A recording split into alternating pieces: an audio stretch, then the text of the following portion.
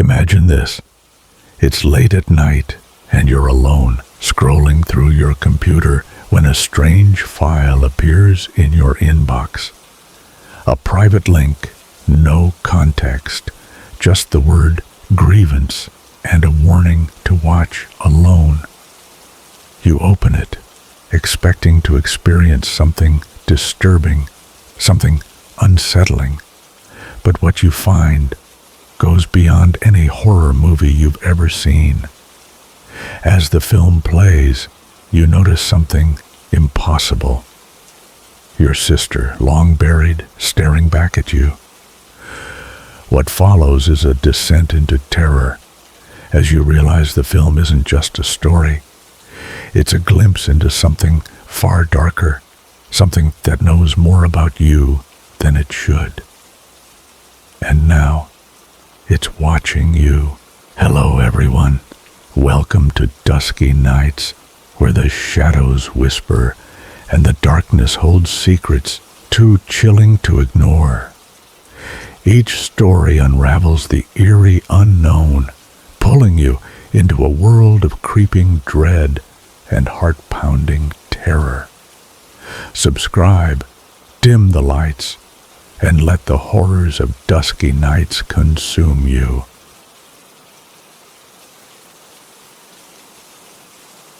I was devastated when my father passed away. It's a cliché, I know, but in my case, it was true. He was the best father I could have asked for. He wasn't perfect, but he loved me, cared for me, and always tried his hardest. I was his world, and I was his only child. Dad's health had been slowly declining for the past year. We knew the end was coming. It was inevitable. Yet even with all that preparation, nothing could have prepared me for the emptiness that came. With losing him, it was as if a part of me had died with him. The grief wasn't something you could escape, and it made everything feel hollow. I remember the last conversation I had with him before he passed. He was frail, lying in the hospital bed, his body barely able to hold on. He tried to say something, but his voice was a whisper, barely audible. It felt like a dream, a cruel one. I sat by his side, holding his hand, trying to offer comfort when I was the one who needed it the most. That was the last time I saw him alive. Afterward, the days blurred into one another. I was left with my mother, who seemed even more broken than I was. She and Dad had been together for decades. Her grief was as silent as it was consuming. I tried to help her, to support her, but I could see how deeply her heart was shattered. We both mourned in our own ways, each retreating into ourselves. The house felt emptier without him, colder, as if the warmth he once brought was gone forever. One day, while I was staying at my mom's house, trying to help with things around the house, she pulled me aside. It was just after lunch. I had been sitting with her at the kitchen table, trying to make small talk. Her eyes looked distant, like she wasn't entirely here, and I could see the weight of her grief etched into her face. But there was something else now, something darker, something new that I couldn't place. "Jeremy, I need to talk to you," she said slowly, her voice trembling. I immediately sat up straighter, concern flashing through me. "Of course, Mom. Is everything all right?" She slowly eased herself into a chair at the kitchen table, her body stiff with the arthritis that had plagued her for years. Despite the pain, she tried to act as if nothing was wrong, as if she was still the strong woman she had always been. But the way her hands gripped the table told me otherwise. There was something urgent, something unspoken in her eyes that set my nerves on edge. "Mom, what's going on?" I asked, trying to keep my voice calm. "You're scaring me." She looked at the table, the weight of whatever she was holding on to pressing down on her.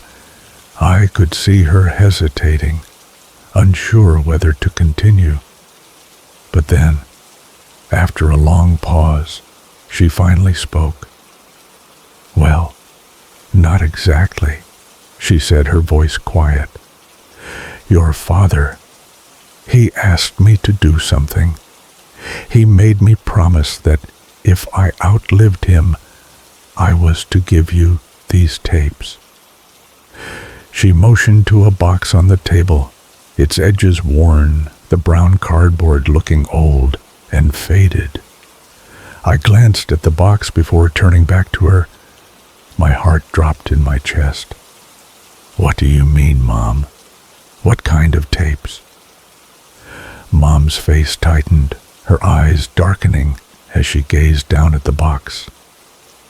"If it was up to me, I would have thrown them away a long time ago.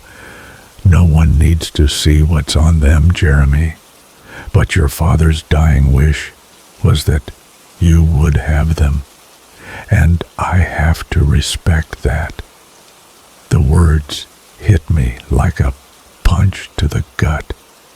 I couldn't process what she was saying.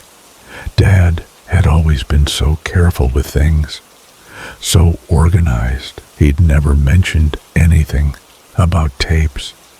He was always the kind of person who kept his private life private. My mind raced, but all I could do was stare at the box.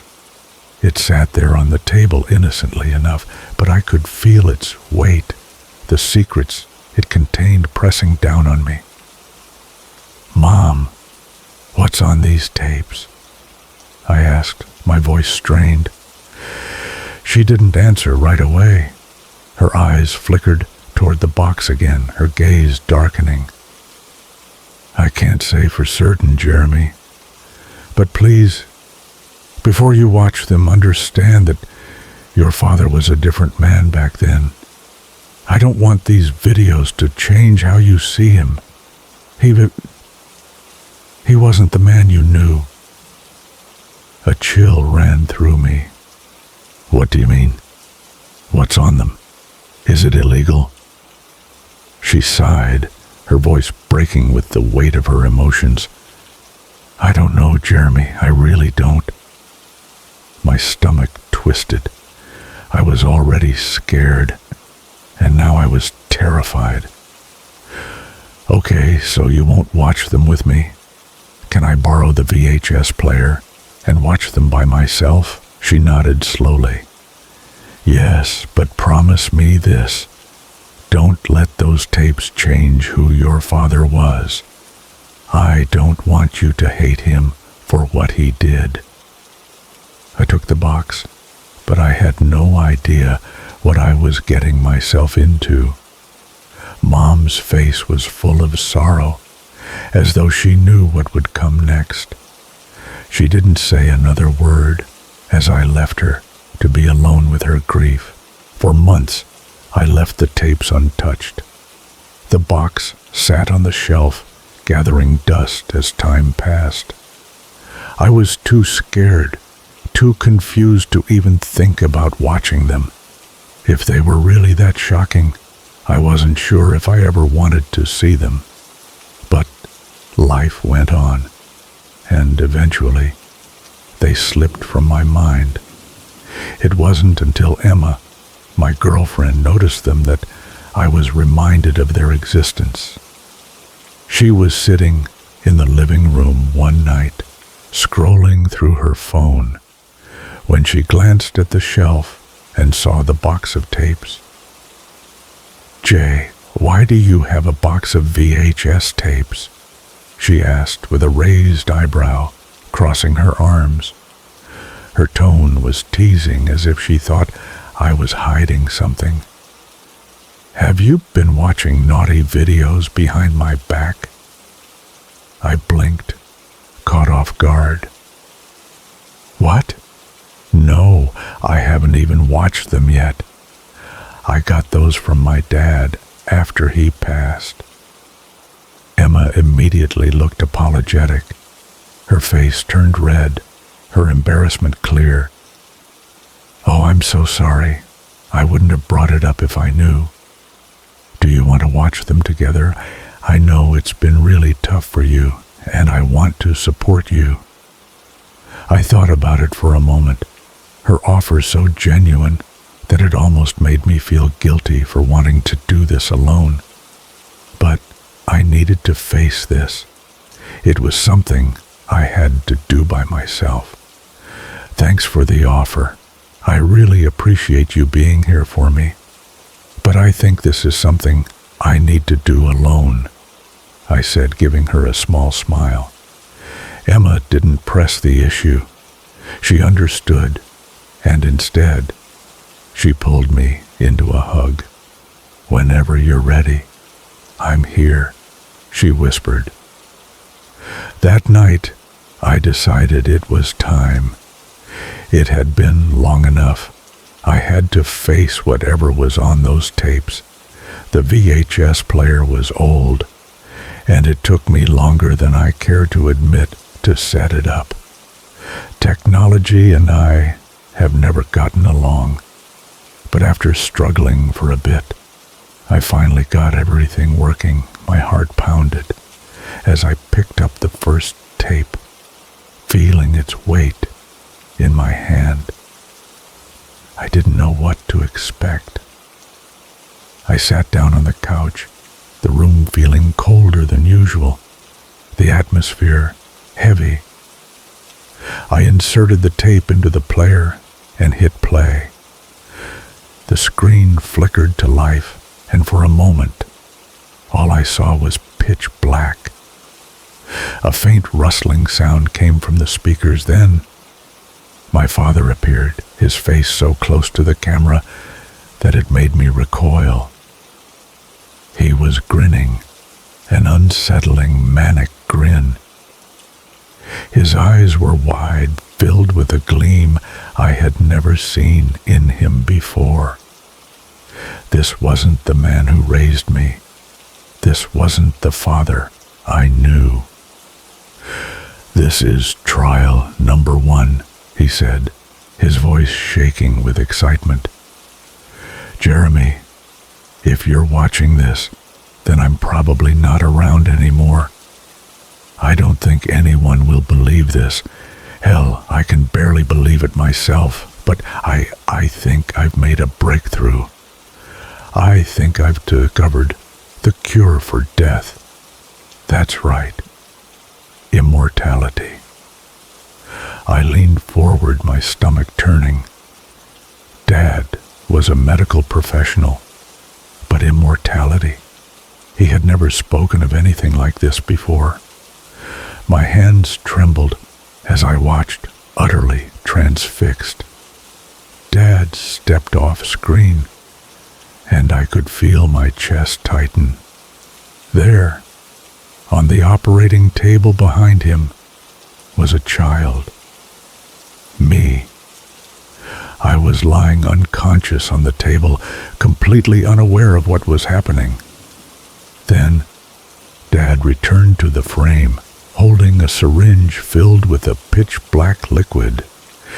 It looked wrong, like it was absorbing all the light around it. "Here it is," he said, holding the syringe up. "This compound should have the ability to regenerate cells. If it works, death will no longer be inevitable. The body will stop aging and cells won't deteriorate. He paused for a moment, and then he plunged the needle into my arm. Almost immediately, my body began to writhe.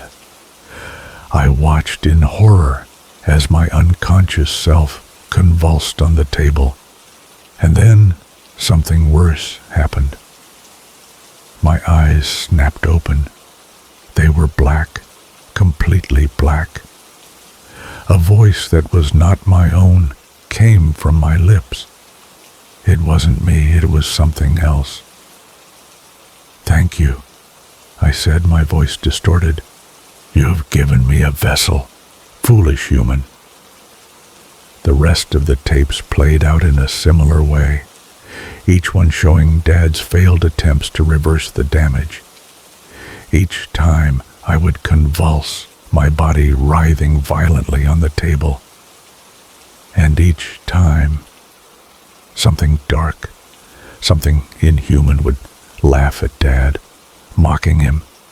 But there was one constant, the voice in my head, the thing that spoke through me. When I finally reached the last tape, my hope was all but gone.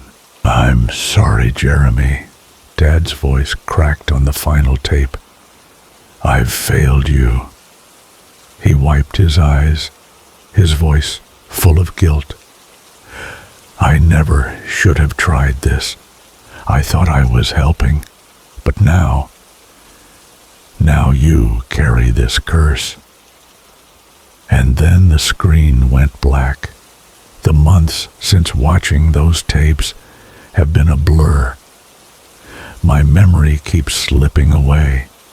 Chunks of my day disappear without a trace, and I feel like I'm losing control. I'm afraid that whatever my father unleashed in me is finally awakening, and I don't know how to stop it. My sister is the lead actress in a new movie. The problem is she's been buried for 7 years. I had never been particularly close to my sister, Elise. We had a 5-year age gap, and growing up, our worlds never really overlapped. While I spent my days glued to my Nintendo DS, immersed in pixelated adventures and the occasional street fight, Elise was already becoming this astonishingly beautiful blonde girl, constantly surrounded by admirers. She was the kind of girl people stopped to stare at, the kind of beauty that drew people in with ease. But there was something more to her than just her appearance, something darker. I think even as a child, I could sense that. I was just too young to understand it. As I got older, I realized that Elise wasn't just growing up. Something was wrong. Her gaze was always distant, lost somewhere far beyond what was right in front of her. It was as if she was searching for something, or running from something, though I never knew what it was. Her problem started when I was still a kid, right around the time I had started to enjoy my own hobbies. Elise was a teenager by then, and, as is so often the case with rebellious teens, she fell into the wrong crowd. The parties, the drugs, the late nights. I could see the shift in her every time she came home. The sparkle in her eyes faded, replaced by a clouded look. She was always lost in some way, her mind somewhere that I couldn't follow. Looking back, I realized now that she must have been crying for help, depressed, maybe struggling with something I could never understand. But I was too young to see it, and honestly, I think I just didn't care enough to try and figure it out. She was different, hard to talk to, and I didn't really know how to bridge the gap between us. It wasn't all bad, though. For a time, we got along, or at least we didn't have huge fights. But as I got older, Elise's behavior got more erratic. It was almost like she was intentionally pushing us away, testing us, and every time she did, it hurt. She'd pick fights with our parents, make unreasonable demands, and just disappear for days. When she finally left, ran away, really, I wasn't that surprised. She left a note, a bag, and a house that had grown to hate her. We didn't know where she went, but we knew she didn't want to be found. It was strange, but it wasn't like one of those poetic, mysterious disappearances. Elise wasn't lost. She made a choice to leave. Weeks later, her body was discovered in a drainage canal in a town 3 hours over. The police said it might have been suicide, maybe an accident. She had slipped and fallen in, they said. But no one ever really knew for sure. We never saw her body. Closed casket, they said. I was 12 when they buried her. I didn't fully understand what happened, what her last moments must have been like. Was she scared? Was she in pain? What had driven her to that place? Those questions gnawed at me for years, and I never stopped wondering. Her death didn't provide the kind of closure I'd hoped for. It only raised more questions. Years passed, and I tried to move on. The grief was constant, an undercurrent that ran through my everyday life, but I found solace in strange places. Therapy helped, but in unexpected ways. Horror movies became my escape. Watching the chaos unfold on screen, the anxiety, the dread, the fear of being hunted, it was a weird comfort. It made my heart race in a way that felt real, and for a moment, it made me feel something when everything else felt numb. It was a rainy night, a few years after Elise had passed, when I found myself scrolling through a horror Discord server. I was bored, nothing else to do at 2 a.m. I wasn't looking for typical horror flicks, slashers, gore, jump scares. I wanted something different, something unsettling, something that felt wrong. I posted in the chat, looking for something weird, not just gore, something that leaves you feeling off. The response came quickly. A user with a pixelated anime profile picture sent me a private link. No context, just the message. Watch alone. Use headphones. It was a file, and an MKV format. No title, no description, no details. Just a single word. Grievance. The thumbnail was blurry. A girl, half submerged in water, her wide-open eyes staring into the camera as if she'd just seen something horrific. It intrigued me. I clicked the link, curious to see what it was. I thought it would be a weird short film or some obscure indie horror.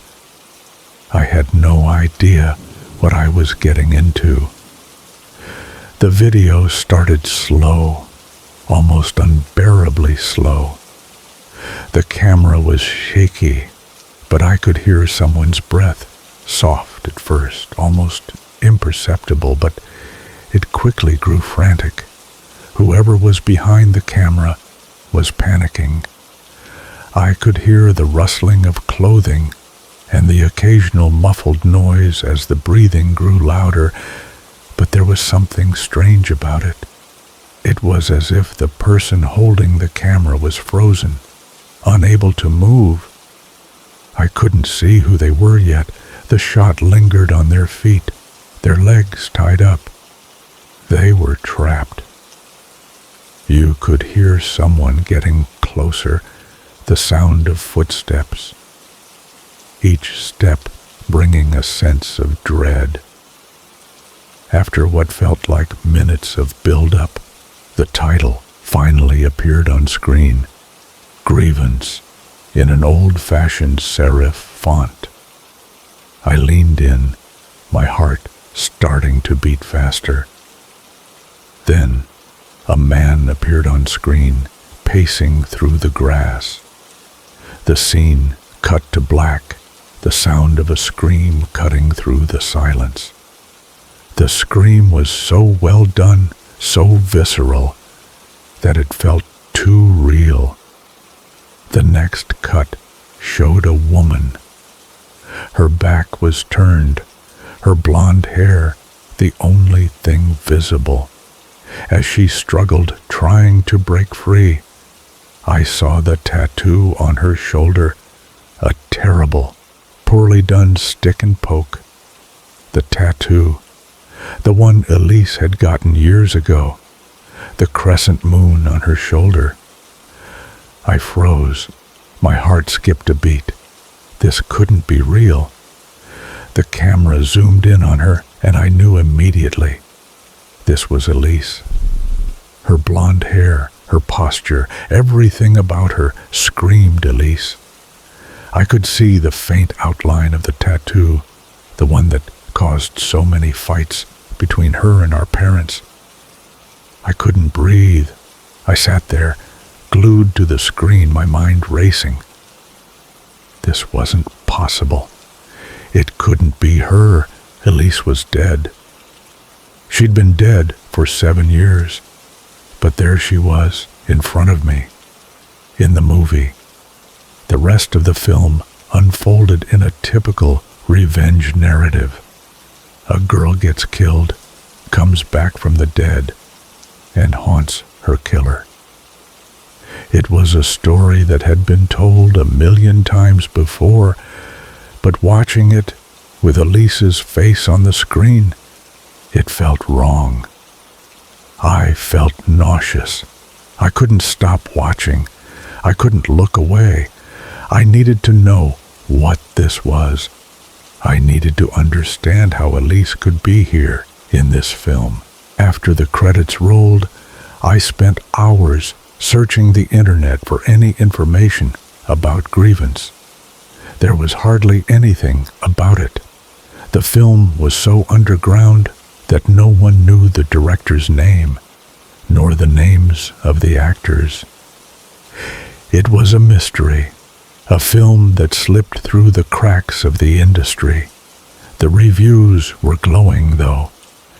Everyone praised the lead performance as raw, real, and too intense. But one comment stuck out. Someone wrote, "That scene by the canal, it made me cry. How did they get that performance?" Canal. I froze again. I had never told anyone that Elise's body had been found in a canal. It wasn't public knowledge. I dug deeper. I went through news archives, police reports, anything I could find. I eventually stumbled upon a Facebook post from a kid who went to Elise's high school. The photo was blurry, but in the background I could see Elise at a party. She was wearing the same tank top from the film. But the real kicker, in the background, barely visible, was a man standing in the shadows. He looked exactly like the guy in the movie. I slammed my laptop shut, feeling the walls of my room closing in. I had to get away from it. I tried to sleep, tried to forget, but I couldn't. The images of Elise on screen, the memory of her tattoos, the man in the shadows, it haunted me. I avoided horror for a week, trying to keep my mind clear, but the temptation pulled me back. I opened the file again. This time, it was different. There was no screaming, no plot. The footage was a long static shot of the canal. The wind moved the branches of nearby trees, but nothing else happened. I watched, feeling my unease grow, but then, at exactly 7:23 minutes, Elise appeared. She looked older, but still her. Her hair was drenched, her face pale. She stood at the canal, her eyes locked onto the camera, and then she looked at me. Her gaze pierced through the screen. It wasn't just the camera she was looking at. It was me. She raised her hand slowly, as if to reach out. The footage glitched. The screen went black. A final frame flashed. A gravestone, mine. It had my full name, my birth date, but no death date, just a countdown timer, 72 hours. That was 3 days ago. I stayed awake for the full 72 hours, too terrified to sleep. The timer counted down with relentless precision. When the time hit 0, I thought something, anything was going to happen, but nothing did. I tried to laugh it off. Maybe it was all in my head. Maybe it was just some weird, elaborate ARG. But then my mom texted me. "Hey, sweetie, have you visited your sister recently? I had a weird dream, and she was in it. I decided to visit the tree today, and I found fresh flowers. Was that you?" She attached a photo of the willow tree where Elise had been buried. Fresh lilies lay on the grave. I hadn't told her anything. I went to the mirror. My reflection didn't move. Behind me, blurry and faint, was the canal, and a figure, drenched, blonde. I turned quickly. Nothing. I turned back to the mirror, closer now. It wasn't smiling, just watching. If you've ever felt like you're being watched, like the world around you isn't quite what it seems, I need to hear from you. The horrors I've witnessed, things that shouldn't exist, things that are far too close to the truth, have started to bleed into my reality. And I'm not the only one. If you've ever encountered something that defies logic, something that connects with you on a deeper, more unsettling level, reach out. Email me at duskynights145@gmail.com. Let's uncover the truth before it's too late, because something is watching. And if you feel it too, then you already know the first step is acknowledging it.